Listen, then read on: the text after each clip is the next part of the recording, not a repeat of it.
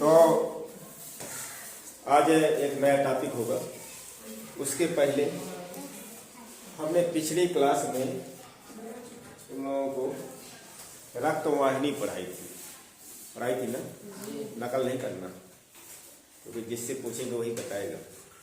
रक्तवाहिनियाँ बताई थी। रक्तवाहिनियाँ बताई गई थी कि जो रक्तवाहिनियाँ क्या होती हैं, जिन नलिकाओं में हमारा रक्त बहता है, रक्तवाहिनी बताई गई थी।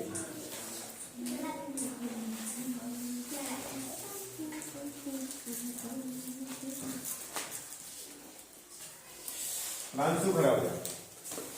रक्तवाहिनियाँ कितने प्रकार की बताई? 3 प्रकार की बताई थी।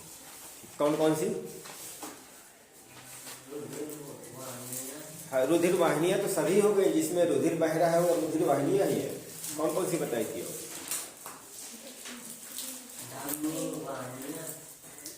धमनियाँ में बोल दो, धमनी में बोल दो, धमनी वाहिनियाँ क्या बोल रहे हैं? हाँ ठीक है। और धमनी बताई थी, धमनी बताई थी ना जी। और दूसरी लक्ष्मी, दूसरी बता दो। सिराएं थी, सिरा एक कहने को सिरा। और राधा बता दो तीसरी।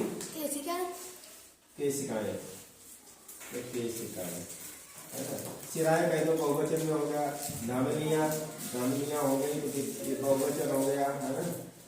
कई सारी होती है केशिकाएं। एक वचन में लिखोगे तो केशिका होगा, केशिकाएं हो जाएगी, है ना। हाँ बढ़िया। आराध्या बताए कि ये 3 प्रकार की रक्तवाहिनियां हमने बताई थी। इनमें से किन वाहिनियों में शुद्ध रक्त बहता है?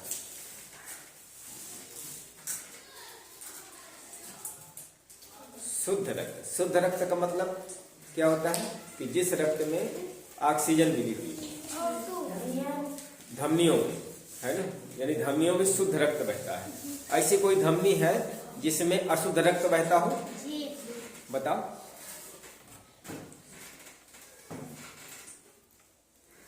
जल्दी बोलो। क्यों? हाँ अभी पूछते हैं। हाँ, अनुराधा बोलो। फुफ्फुस धमनी। सिट डाउन, याद रखा करो, फेरा करो, ठीक है, बढ़िया। तो फुफ्फुस धमनी ऐसी धमनी होती है जिसमें अशुद्ध रक्त रहता है ना। क्योंकि वो दाहिने अलिंद से लेकर के सीधे उसमें ले जाती है, आपको फेफड़े में ले जाती है शुद्ध करने के लिए, है ना। वहाँ से ऑक्सीजन का, कार्बन डाइऑक्साइड का आदान प्रदान होता है फेफड़े में, वायु कूपिकाओं में, है ना।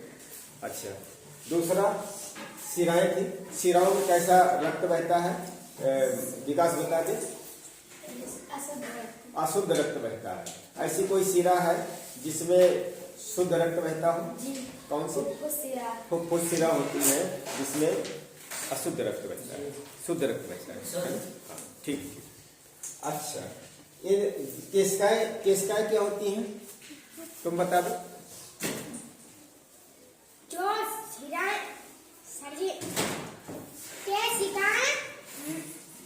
छोटा रूप है सर जी। किसका छोटा रूप? धमनी का और हाँ, धमनी और सिरा जैसे छोटे अंगों में जाकर जाती हैं तो बहुत पतली रूप में हो जाती हैं, बहुत पतली हो जाती हैं। जैसे त्वचा में जाएंगी, या शरीर के छोटा अंग है जैसे दांत में जाएंगी, दांत को काट करके देखा जाए, आंख में इधर जाएंगी तो बहुत छोटी हो जाती हैं। तो उन्हीं को हम कहते हैं केशिकाएं, है ना। अच्छा, अगला कोई, चलो राधिका बता दे कि जो धमनी और सिरा होती है, केशिका होती है, किसमें कपाट पाए जाते हैं? कपाट। केशिका में कपाट होते हैं। लक्ष्मी? सिराओं में कपाट होते हैं। सिराओं में कपाट होने का एक कारण है कि सिराओं में क्या कारण है, कोई बता देगा? कोई बताएगा? क्योंकि सिराओं में कम स्पीड में रक्त बहता है ना जी। और धमनियों में ज्यादा स्पीड। और ये किसकी दीवारें ज्यादा मोटी होती हैं? धमनियों। सिरा की मोटी होती है। अच्छा, जैसे हाथ में तुम्हें देखना है तो सबसे ऊपर जो दिखाई दे रही है, ये क्या दिखाई दे रही है? धमनियां हैं कि सिराएं? धमनियां। देखो ये कंफ्यूज है, कंफ्यूज हो गया, क्या है? सिराएं हैं, ठीक है, बैठ जाओ। डॉक्टर इन्हीं में सुई लगाता है ना, इन्हीं में लगाता है, ठीक है। धमनी में लगाएगा तो बहुत नीचे पहुंचेगा, तो ढूंढे ना पाई कहाँ लगा रहे हैं, है ना, सिराओं में ही लगाता है। ठीक है, ठीक है, बहुत बढ़िया, काफी हद तक बता दिया, और थोड़ा सा और अभ्यास किया करो।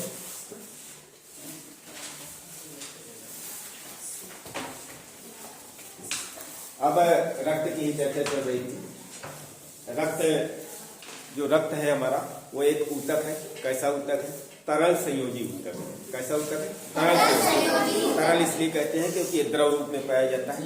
संयोजी इसलिए कहते हैं ये कनेक्ट करता है, हर जगह से जुड़ा होता है, हर जगह से इसका कनेक्शन होता है, संयोजन होता है ना। चाहे पैर में देख लो, आंख में देख लो, कान में देख लो, सिर में देख लो, हर जगह रक्त होता है, संयोजन का काम करता है, इसलिए इसको कहते हैं तरल संयोजी ऊतक। पूछा जाता है, एक एक नंबर में पक्का आएगा, ये भी बता दे रहे हैं। पेपर पे यहाँ नहीं बनता है, लेकिन जो पेपर में आता है पूछ ही लेते हैं। रक्त का जो लाल रंग होता है, रक्त का देखो कैसा रंग होता है? लाल रंग। किसका? हम लोगों का। जो कशेरुकी जंतु होते हैं, जितने भी कशेरुकी जंतु होते हैं ना, उनका रक्त लाल होता है, ठीक है। जिनमें रीढ़ हड्डी पाई जाती है, उनका कशेरुकी। और अकशेरुकी में भी रक्त पाया जाएगा, लेकिन दूसरे रंग का होगा। ऐसा नहीं कि रंग, जैसे ऑक्टोपस होता है उसका खून का रंग हरा होता है, किसी किसी का जैसे कीड़े मकोड़े देख लो, उनके खून का रंग कोई रंग नहीं होता, ऐसे पानी जैसा होता है, रंगहीन होता है ना। तो इस प्रकार से रक्त हमारा तरल संयोजी ऊतक है। रक्त का लाल रंग किसके कारण होता है? हीमोग्लोबिन के कारण होता है, याद रखना, ठीक ना। अब रक्त के दो भाग होते हैं। अब रक्त कितना पाया जाता है किसमें? पुरुष में कितना होता है, महिला में कितना होता है? तो पुरुष में रक्त ज्यादा होता है, महिला में रक्त कम होता है। पुरुष में रक्त होता है 5.5 लीटर के आसपास होता है, और महिला में रक्त होता है 5 लीटर। कितना कम होता है महिला में? आधा लीटर, 500 ग्राम, आधा लीटर लगभग कम होता है, ठीक है। यानी पापा में खून ज्यादा है, मम्मी में थोड़ी खून कम है, ठीक है ना। तो जो लोग कमजोर होते हैं, शारीरिक रूप से मान के चलो कमजोर हो गए या बीमार पड़ गए, तो ज्यादा चिल्लाते हैं, ज्यादा गुस्सा करते हैं। इसलिए घर में सबसे ज्यादा कौन चिल्लाता है? पापा चिल्लाते हैं, मम्मी चिल्लाती है। हाँ, वह घर में कह देना नहीं, कुटाई हो जाएगी, ठीक है। तो खैर कोई बात नहीं है, ये तो प्रकृति की रचना है कि प्रकृति ने जिसको जितना जैसा दिया है वैसा ही होगा, है ना। हम लोग तो अध्ययन करना है, ठीक है। रक्त के 2 भाग होते हैं। कितने भाग? 2 भाग होते हैं। रक्त के 2 भाग होंगे, कौन कौन से? पहला है प्लाज्मा, दूसरा है कणिकाएं, या उन्हें कहते हैं रुधिराणु, उन्हीं का ही नाम होता है, ठीक है। पहला है प्लाज्मा जो हमारे रक्त में होता है 60% होता है। मान के चलो कि 100% है हमारे रक्त, 100 में 60% होगा प्लाज्मा। क्या होगा? प्लाज्मा। और 40% होगा हमारे कणिकाएं होंगी, जिनको रुधिराणु कहते हैं। रुधिराणु ना ध्यान रहे तो कणिकाएं ही बोलो तुम लोग, ठीक है। हाँ, क्योंकि कठिन शब्द लग रहे होंगे, सीख लेना, लेकिन कणिकाएं ही बोलते रहो। कणिकाएं 40% होती है, और प्लाज्मा हमारा 60% होता है। प्लाज्मा में हमारी प्रोटीन होती है, 2 प्रकार की प्रोटीन होती है। एक होती है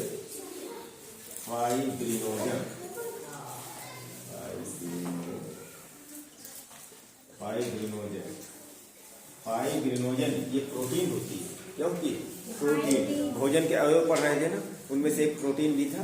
हाँ, वही वो प्रोटीन है, सब प्रोटीन ही है। दूसरी प्रोटीन होती है प्रोटोनियम।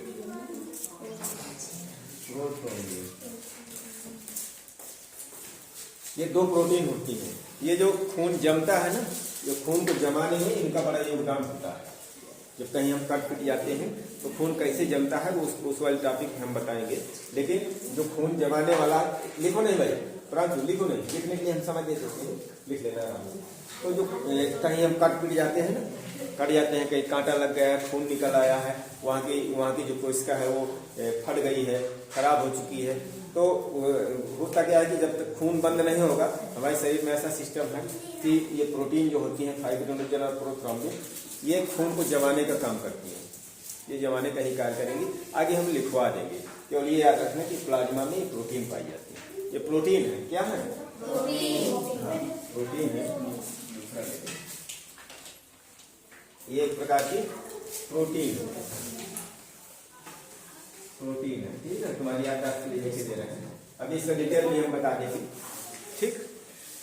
अब देख लो जो कणिकाएं हैं, जो 40% की 60%, जितना तुम्हारे कोर्स में उतना ही बताई दे रहे हैं। इसके आगे भी बहुत सारी कहानियां हैं, लेकिन उससे तुमको मतलब नहीं। कणिकाएं जो 40% कणिकाएं पाई जा रही हैं, सुधीर इधर देखो, 3 प्रकार की कणिकाएं होंगी। पहली होगी लाल रक्त कणिकाएं, दूसरी होगी श्वेत रक्त कणिकाएं, तीसरी होगी प्लेटलेट्स। अक्सर बीमारी होती है, डॉक्टर बताता है कि तुम्हारी प्लेटें बहुत कम हो गई हैं, या गांव में लोगों से सुनते होंगे, तो प्लेट नहीं प्लेटलेट्स बोलते हैं उसको। क्या बोलते हैं? प्लेटलेट्स बोलते हैं, ठीक है। और इनका टेक्निकल नाम होता है, वैज्ञानिक नाम। लाल रक्त कणिका को कहते हैं एरिथ्रोसाइट्स, और श्वेत रक्त कणिका को कहते हैं ल्यूकोसाइट, प्लेटलेट्स को कहते हैं थ्रोम्बोसाइट, ठीक है। अब इनमें भी सबसे ज्यादा परसेंटेज लाल रक्त कणिकाओं का होता है, 95% पाई जाती है। 95% भाग इन्हीं का होता है, लाल रक्त कणिका। अब 95 में 5% बचा, 5% में ये दोनों होती है, 5% में ये दोनों। अब वो 40 छोड़ दो, 40 में तो ये तीनों हो गए, अब वो 40 का काम खत्म। अब ये तीनों जब हो गई, ये 100 में मान लो इसको, 100 में मान लिया तो 95% लाल रक्त कणिकाएं होती है हमारे खून में, ठीक है। महिलाओं में कम होगी, महिलाओं में कम होगी, लेकिन परसेंटेज इतने होगा, श्वेत रक्त कणिकाएं और प्लेटलेट्स। अब देख लो इनकी संख्या कितनी होती है, हमारे खून में संख्या कितनी होती है। महिलाओं में लाल रक्त कणिकाएं कम होंगी, पुरुष में ज्यादा होंगी। पुरुष में होंगी 55 लाख घन मिलीमीटर, 55 लाख घन मिलीमीटर। तो मिलीमीटर जो अभी हम बता रहे थे ना, तुम लोग जो है जो वर्ग बनाते हो ना, जैसे 1 सेंटीमीटर ये है, 1 सेंटीमीटर ये है, एक तो ये 1 वर्ग सेंटीमीटर। अब सेंटीमीटर से भी छोटा मिलीमीटर पटरी में होता है। 1 सेंटीमीटर से दूसरे सेंटीमीटर के बीच में देखना, लाइन खींची होती है, 10 होती है ना, वो 1 मिलीमीटर होता है, यानी 10 मिलीमीटर होते हैं, 10 की संख्या होती है, ठीक है। तो 55 लाख प्रति घन मिलीमीटर रक्त में 55 लाख जो है रक्त कणिकाएं होती है पुरुष में, 45 से 50 लाख के लगभग महिलाओं में। श्वेत रक्त कणिकाओं की संख्या वैसे लगभग लिख दिए हैं, 6000 के आसपास होती हैं, लेकिन 10,000 के आसपास, किसी में कम किसी में ज्यादा, 10,000 के आसपास, 5,000 से लेकर के 9,000 तक होती हैं, तो 10,000 लगभग ज्यादा। प्लेटलेट्स जो होती हैं वो 2 लाख होती है। और जब प्लेटें, जब डॉक्टर बताता है कि इसकी 50,000 जो है प्लेटें बची, बताता है कि नहीं, तो तुरंत हम खाना पीना शुरू कर देते हैं, बकरी का दूध, फल ज्यादा खाते हैं, पपीता, ये सारी चीजें, काली मिर्च, तुलसी, ये सब प्रयोग करते हैं, गिलोय वगैरह, है ना। तो ये इनकी संख्या तुरंत बढ़ जाती है। सभी तीनों जितने तीनों कण हैं, तीनों कणिकाएं हैं, बहुत ही महत्वपूर्ण, इनको लिख लो। इसके बाद फिर हम आगे बढ़ेंगे।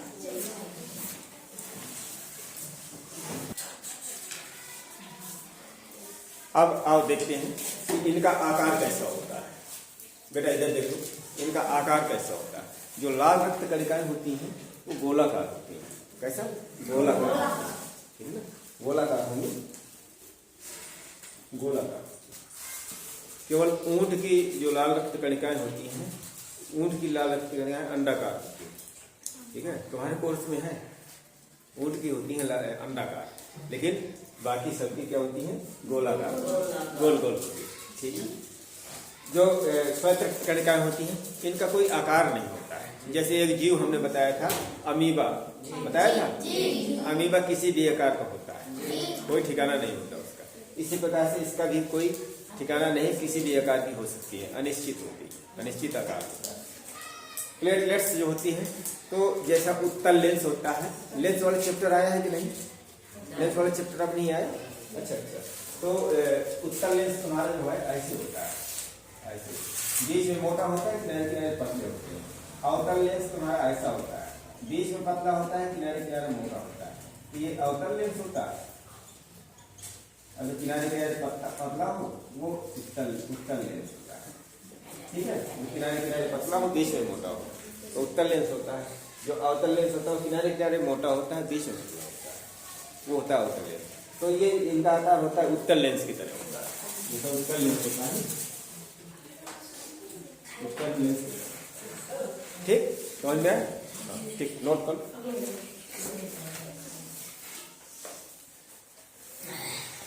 अब आकार के बाद आकार समझ में आया, आकार समझ में आया। लाल रक्त कणिकाएं गोलाकार होंगी और श्वेत रक्त कणिकाएं कैसी होंगी? उनका कोई आकार नहीं होगा, अनिश्चित आकार होता है उनका।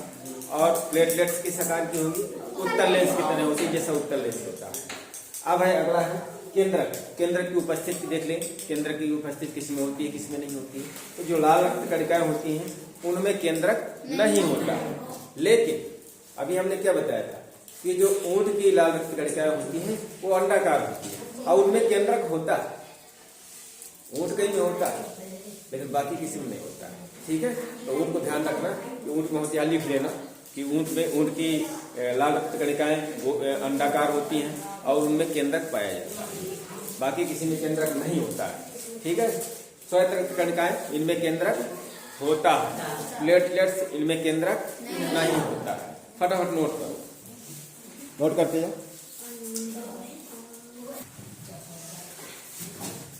तो ये है, नोट हो गया। अब देखो अभी ये टॉपिक पूरा नहीं हुआ है, अभी इस टॉपिक को हम कल बताएंगे, अगले घंटे में बताएंगे, ठीक ना। और तब तक यहाँ तक रेडी कर लेना, यहाँ तक सबको पता होना चाहिए, याद होना चाहिए, ठीक है ना। प्लाज्मा में प्रोटीन याद कर लेना, फाइब्रिनोजन और प्रोथ्रोम्बिन, ठीक है। हाँ, और इस तरह से कणिकाओं के नाम, इनका टेक्निकल नाम क्या है, इनमें कितनी संख्या पाई जाती है, आकार इनका कैसा होता है, किसमें केंद्रक होता है, किसमें केंद्रक नहीं होता है। इतना सबको समझ में आया है? किसी को कोई प्रश्न? हाँ, तो ठीक है, फिर नेक्स्ट क्लास में मिलते हैं।